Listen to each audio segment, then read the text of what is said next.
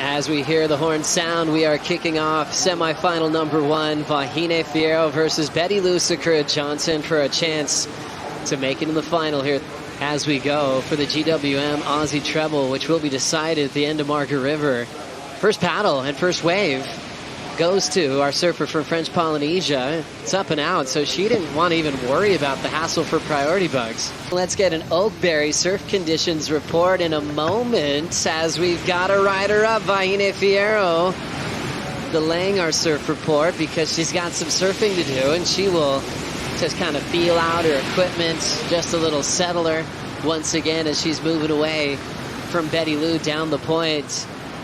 Vahine trying to, I think, just create some space at the moment. Things were getting a little bit scrappy at the top for position.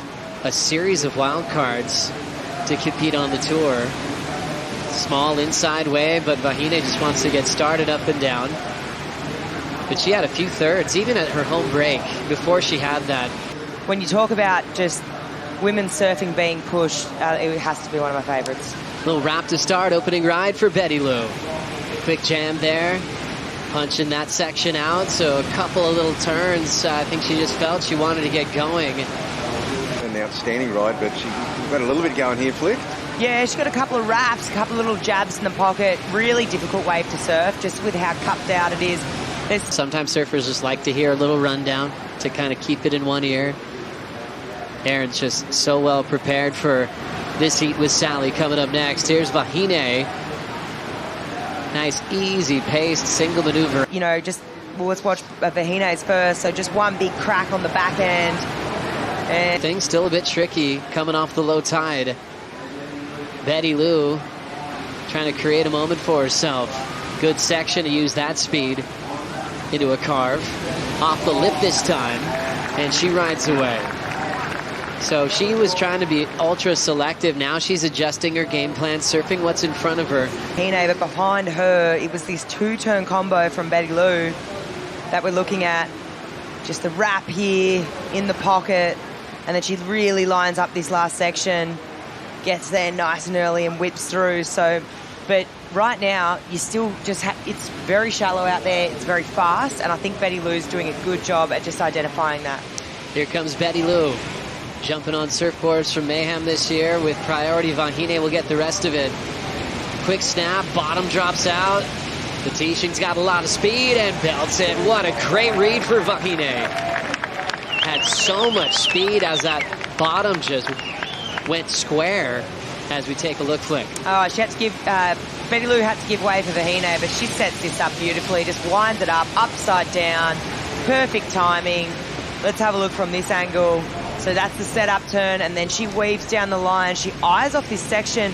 It really is perfect timing, right? And look how upside down vertical she gets. Releases those fins. It's going to be a great number. You know, if Betty Lou's dropping a 6.5 for the two turns she did. Betty Lou, though, will take advantage of nobody out. First snap to get down the line, and just a nice flowy type finish. Kind of had a little bit of a bidding war last year when... Yeah, they definitely are. Let's have a look what Betty Lou got. Just a little snap here to set up. I mean, but that was a really well-timed turn. And, of course, without priority, a 4.03 is not that difficult to get. And here she goes, swinging for it. Well, up and out. See, some of these waves just have different profiles on the bank, obviously with size, but also how it reacts to it. Not to get in the way. Like, I don't know if intentionally Vahine was asking that, but... We'll get back to that. She's surfing now. Still a clean screen as far as calls at the moment. Vahine just tries to get back to surfing. Now Betty Lou's out the back. And now taking this wave. There's a first turn in the pocket. Punches out the second one. Into a third off the top. Wave split. She takes the higher road and finds a nice knifey finish from Betty Lou. This wave here, I mean, just beautiful wrapping turns, kind of like it's fired her up, right? I mean, nice tap there, wraps it around again. She even negotiates this last turn here very well. It's difficult to read. I don't know if it was intentional, but that's what the tangle up was. Thank you, Kaipung.